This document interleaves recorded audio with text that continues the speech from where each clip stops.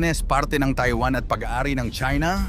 US aircraft carrier dumating sa West Philippine Sea. China, tila natakot sa Pilipinas at Amerika habang gumagawa ng joint exercise. Nagsagawa ng 2 araw na magkasanib na maritime exercises ang Pilipinas at Estados Unidos sa West Philippine Sea, particular sa karagatan ng Palawan. Kabilang sa mga lumahok ang USS Carl Vinson, isang nuclear-powered aircraft carrier ng US Navy at mga barko ng Philippine Navy tulad ng BRP Antonio Luna at BRP Andres Bonifacio. Nagpadala rin ang Philippine Air Force ng 2 FA-50 light fighter aircraft, mga search and rescue assets, habang ang US Navy ay nag-deploy ng P-8A Poseidon aircraft. Bakit umaaligid ang China sa ating teritoryo habang nagkakaroon ng joint exercise? At totoo nga bang mga Chinese spy ang nahuli sa Palawan? Yan ang ating aalamin.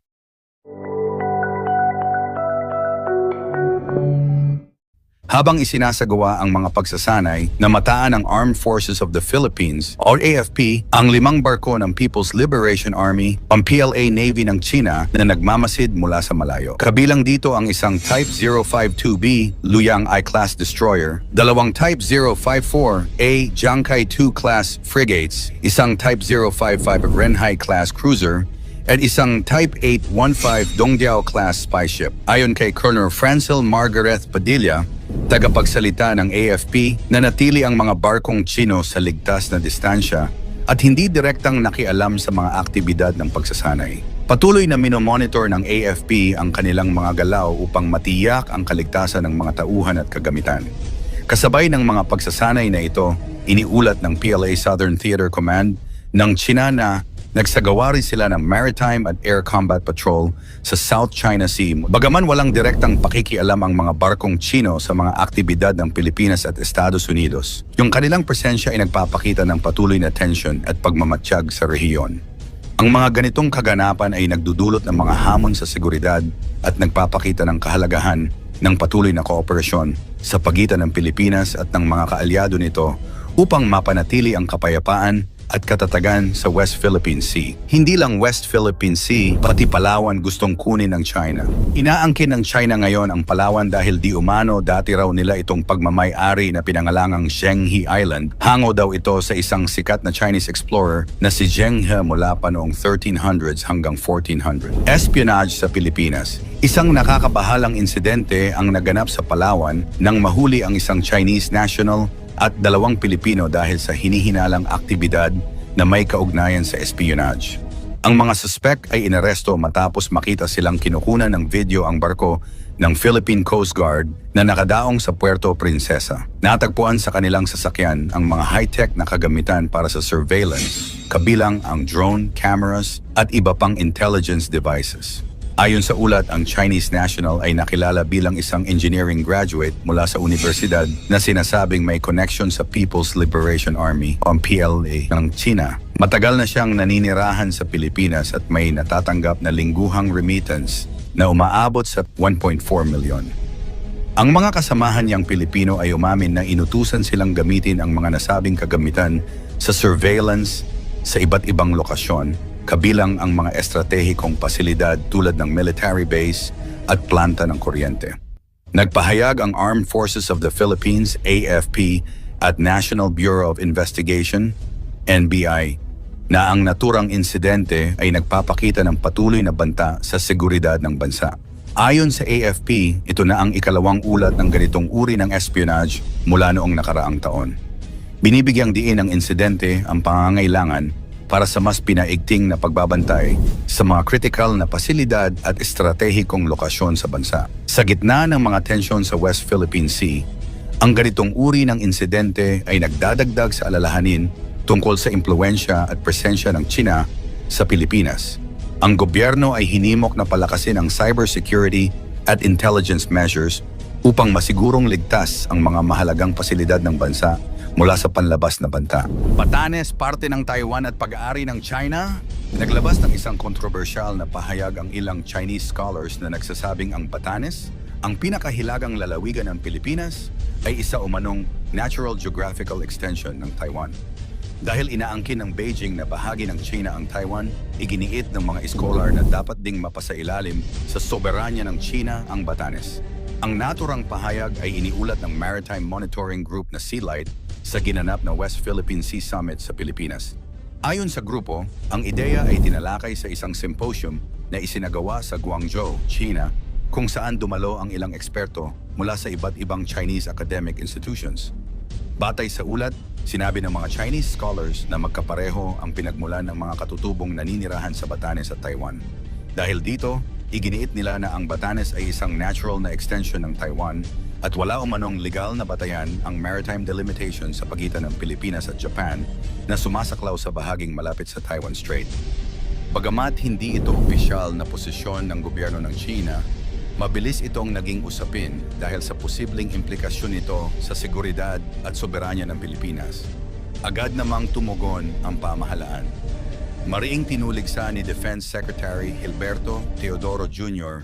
ang naturang pahayag at tinawag itong kalokohan at walang anumang legal na batayan.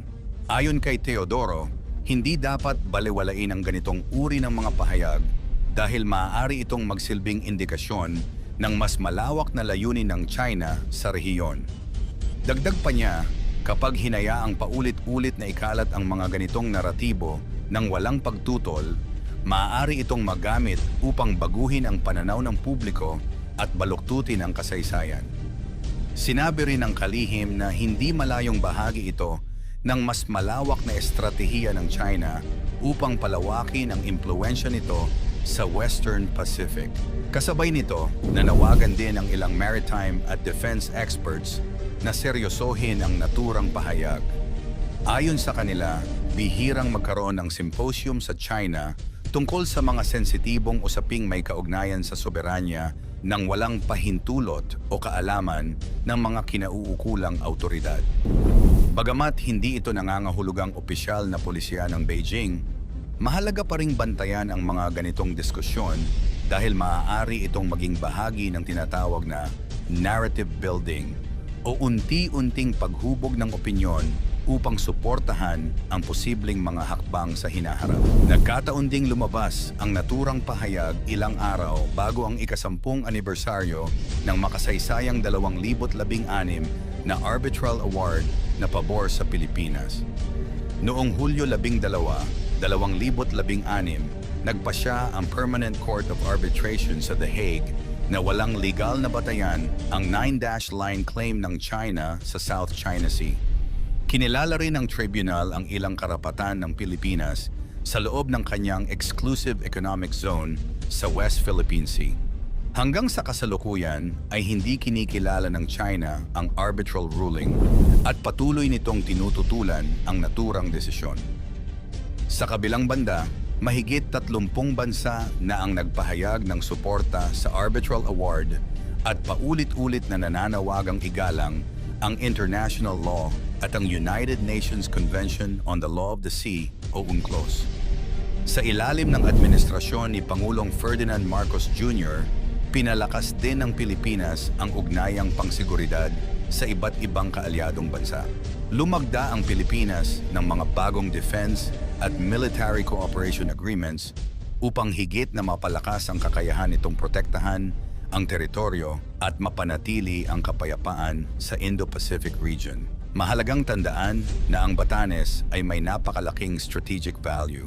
Matatagpuan ito sa pagitan ng Luzon at Taiwan at nagsisilbing mahalagang bahagi ng tinatawag na First Island Chain, isang lugar na may malaking kahalagahan sa seguridad ng rehiyon. Dahil dito, matagal nang nakatuon ang pansin ng iba't ibang bansa sa Batanes, lalo na sa gitna ng tumitinding tensyon sa Taiwan Strait. Sa kasalukuyan, wala pang opisyal na pahayag ang Chinese government na inaangkin nito ang Batanes bilang bahagi ng teritoryo ng China. Gayunman, ipinakita ng naging pahayag ng ilang Chinese scholars na patuloy ang paglitaw ng iba't ibang naratibo kaugnay ng mga teritoryong malapit sa Taiwan at West Philippine Sea. Samantala, nananatiling malinaw ang posisyon ng Pilipinas. Ang Batanes ay isang ganap na lalawigan ng Republika ng Pilipinas, kinikilala sa ilalim ng konstitusyon ng mga umiiral na batas ng bansa at ng pandaigdigang batas. Ipinagpatuloy rin ng pamahalaan ang pakikipag-ugnayan sa mga kaalyado at ang pagtatanggol sa mga karapatan ng Pilipinas sa pamamagitan ng diplomasya, international law at pagpapalakas ng pambansang depensa. Habang nagpapatuloy ang mga usaping may kaugnayan sa West Philippine Sea at Taiwan Strait, inaasahang mananatiling mahalagang bahagi ng pambansang seguridad ang Batanes at patuloy na babantayan ng pamahalaan ang anumang pahayag o hakbang na maaaring makaapekto sa soberanya ng bansa.